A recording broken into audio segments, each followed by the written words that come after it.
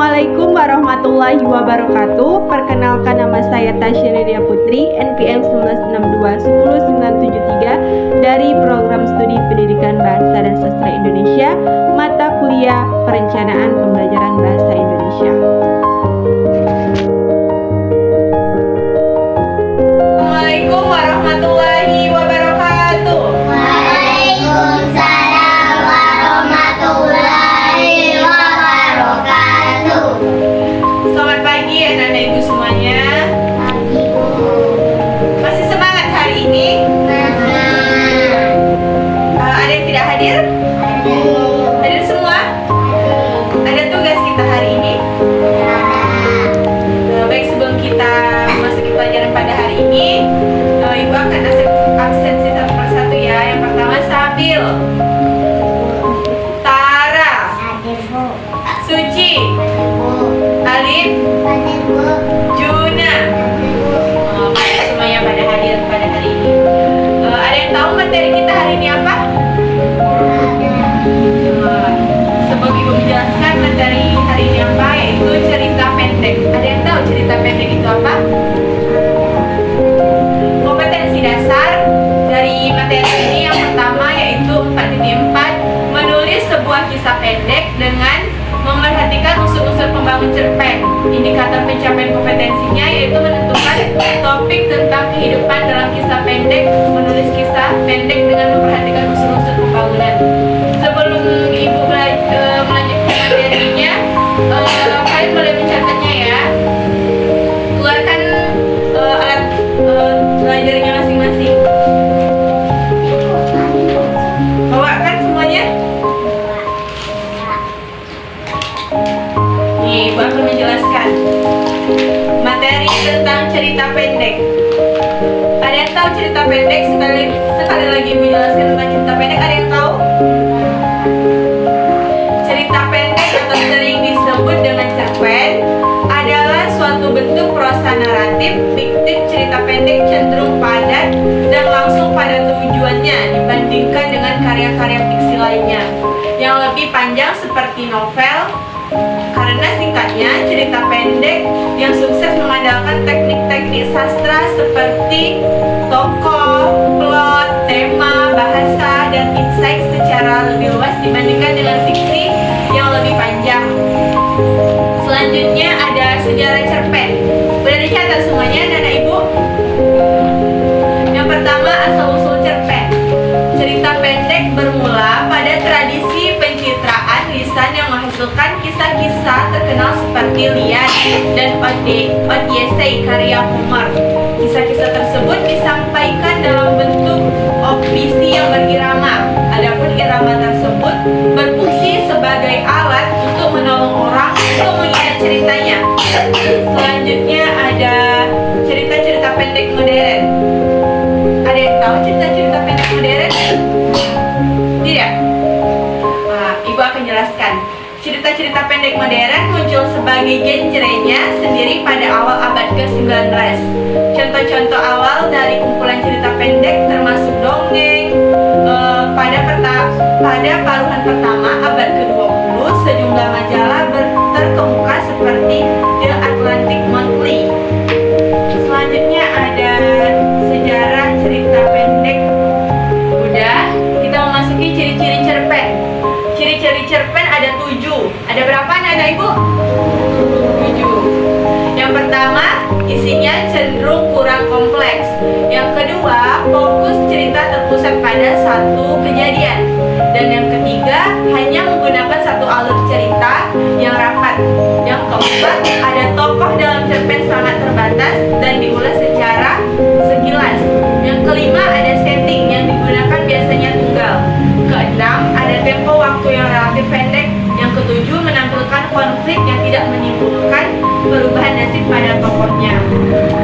Selanjutnya ada jenis-jenis cerpen.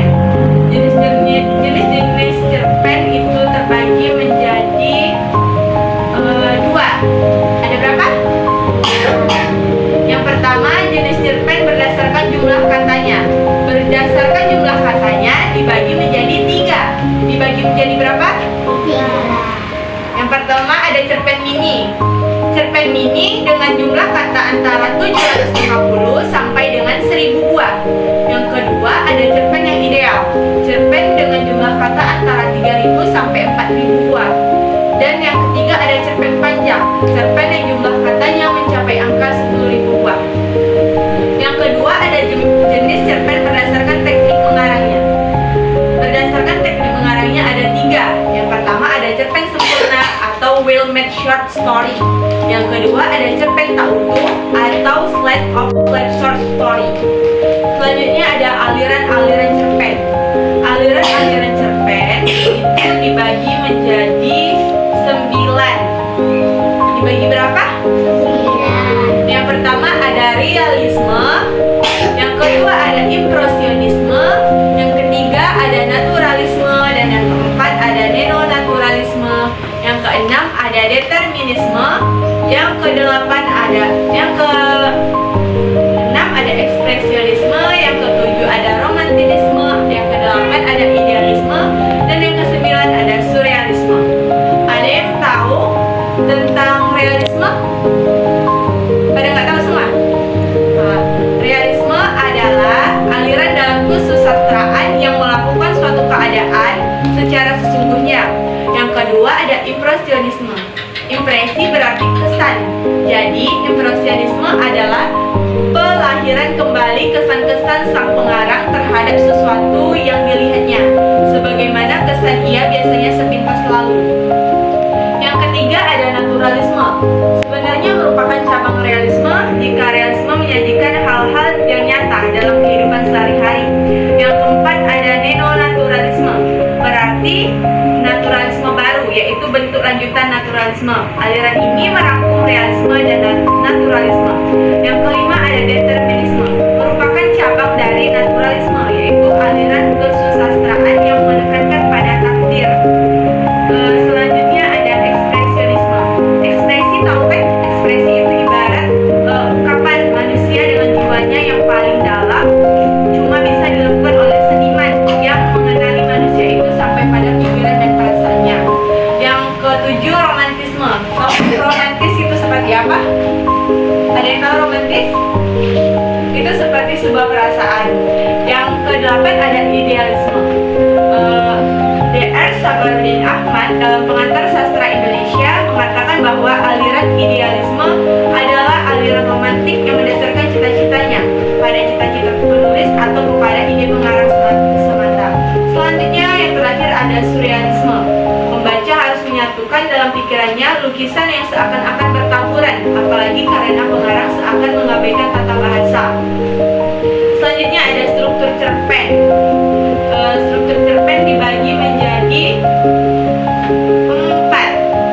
Dicatat ya. Struktur cerpen dibagi menjadi 4. Yang pertama ada abstrak, yang kedua ada orientasi, dan yang ketiga ada komplikasi.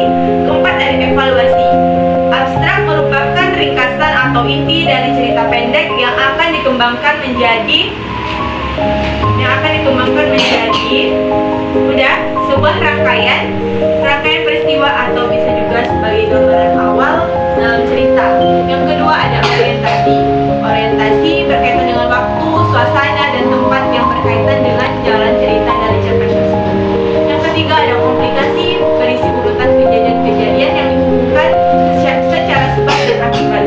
Yang keempat ada evaluasi. Evaluasi yaitu struktur konflik yang terjadi dan mengarah pada klimaks serta sudah mulai mendapatkan penyelesaian dari konflik yang terjadi tersebut. Selanjutnya ada unsur-unsur cerpen. Ada yang tahu unsur-unsur cerpen itu ada berapa? Ada? Ada yang tahu? Tidak. Unsur-unsur cerpen yang pertama ada tema. Ada yang tahu tema itu apa? Tahu? Tidak. Tema yaitu gagasan yang menjalin struktur isi cerita. Yang kedua tokoh. Tokoh ialah pelaku pada sebuah cerita. Tokoh yaitu individu, rekaan yang mengalami insiden dalam cerita. Yang ketiga ada penokohan atau perwatakan. Penokohan yaitu pengarang dalam menggambarkan dan berbagai abjad tokoh-tokoh dalam cerita. Yang keempat ada alur atau plot, yaitu kisah yang meliputi urutan kejadian tiap insiden dihubungkan secara alasannya yaitu akibat. Selanjutnya ada setting atau latar. Tahu setting atau latar? Pernah belajar? Belum. Setting atau latar atau kawasan kejadian waktu insiden sebuah cerita. Yang keenam ada sudut pandang atau point of view. Point of view adalah posisi pengarang dalam membawakan cerita. Yang ketujuh, gaya bahasa. Gaya bahasa dalam karya sastra memiliki fungsi ganda, yaitu sebagai alat penyampai maksud, pengarang, dan sebagai penyampai perasaan. Yang terakhir ada amanat atau pesan. Amanat ialah anutan moral atau pesan didaktis yang hendak disampaikan oleh pengarang kepada pembaca melalui karyanya. Baiklah, itulah tadi materi hari ini. Ada yang mau bertanya? Ibu persilahkan. Ada yang mau bertanya? Sudah tahu cerpen itu apa? Sudah kan? Apa itu cerpen? Cerpen itu kan cerita pendek. Nah, cerita pendek itu kan nanti ibu bakal ngasih tugas di akhir ini. Itu sebentuk prosa naratif fiktif. Udah dicatat tadi kan? Semuanya ada ibu? Sudah. Baiklah, kalau sudah semuanya dicatat, itulah tadi materi kita pada hari ini. Lebih dan kurang ibu mohon maaf, dan ibu akhiri dengan wabillahi taufiq wal hidayah. Wassalamualaikum warahmatullahi wabarakatuh. Sebelum kita berakhirnya pelajaran ini, pulang kita bersalaman ya. Mulai dari Alif.